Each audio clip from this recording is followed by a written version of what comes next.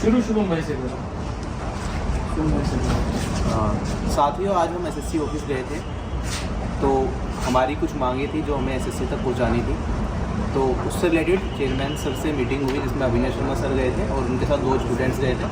तो जो चीज़ें हमने उनके सामने रखी, उन्होंने कुछ आश्वासन हमें उसके लिए दिया, जिस पे अभी डिटेल में सारे टीचर्स आपको बताएंगे। फिलहाल ये हुआ है कि अभी हम एसएससी ऑफिस से हट गए हैं, तो आप सभी लोग जो घर से निकलने की सोच रहे हैं, एसएससी ऑफिस आने की सोच रहे हैं, वो अभी ना निकलें, ठीक है?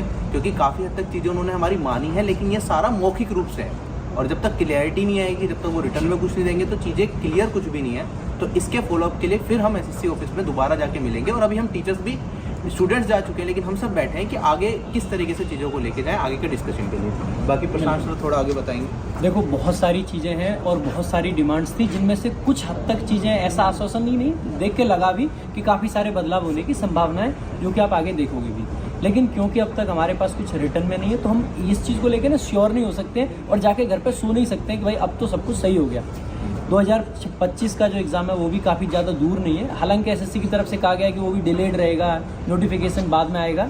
लेकिन जब तक कोई चीज़ हो नहीं जाएगी, क्या पता 22 तारीख को नोटिफिकेशन आ जाए, उसके बाद में उन लोगों का एक लॉजिक हो जाएगा कि भाई हम तो चेंज कर नहीं सकते, नोटिफिकेशन आ चुका है। तो हम सारी चीज़ों पर फॉलोअप भी लेते रहेंगे। और ये जो टाइम है ना बीच का, ये हम टीचर्स के लिए या बच्चों के लिए, सभी के लिए बहुत इंपॉर्टेंट है, काफ़ी क्रिटिकल टाइम है। हम लोग फॉलोअप लेंगे और आप लोग इसी तरीके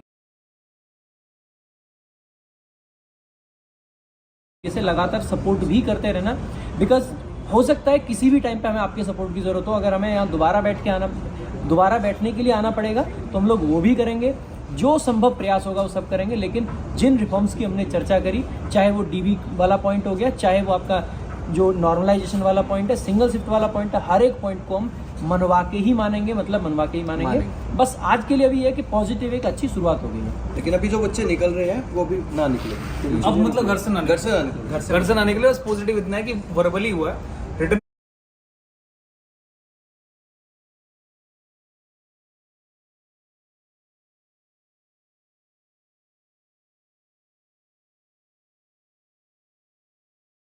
में कुछ भी नहीं आया। रिटर्न के लिए ही सारे बैठे हुए हैं, ठीक है? शायद कुछ रिटर्न में मिल जाए तो वो ज्यादा बेहतर होगा, क्योंकि वर्बली कब तक इसके बारे में कुछ भी नहीं बोल पाएंगे। मतलब सर्टेनिटी नहीं है। हो सकता है ये गोली दे के छोड़ दिया गया हो, ये भी हो सकता है। मतलब हो सकता है हमें 7 से 10 दिन के अंदर दोबारा मिलना पड़े, लेकिन इस बार थोड़ा सा ज्यादा संख्या में आना पड़ेगा। मतलब जितने आज थे, मुझे लगता है सर इससे और कहीं ज्यादा चाहिए होंगे। और उसमें टीचर्स की भी मतलब अहम भूमिका होगी। जो अभी यहाँ अवेलेबल हैं वो भी सही है, लेकिन इससे और ज्यादा टीचर्स भी आए और ज्यादा स्टूडेंट्स भी आए, क्योंकि वर्बली से काम नहीं चल पाएगा। काम चलेगा तो भाई वो रिटर्न में मिलेगा तो ज्यादा अच्छा होगा। जी सर, ये टीचर्स की मेहनत नहीं है, ये आप लोगों की ही मेहनत है। क्योंकि टीचर्स ने तो बहुत कोशिश करी थी पहले खुद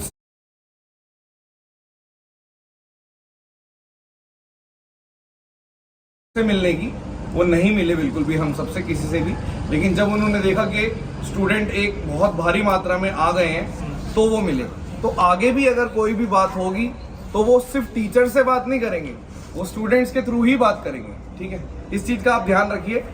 कम बात में सारी बातें समझ जाइए आप। और काफ़ी सारी बातें आपके मन में हो रही होंगी कि चेयरमैन साहब ने क्या कहा, तो मैं थोड़ा सा जिस्ट आपको देता हूँ। सबसे पहले जैसे बात हुआ मेंस को लेकर के, तो उन्होंने ये आश्वासन दिया कि अगली बार का जो मेंस होगा वो सिंगल शिफ्ट में होगा।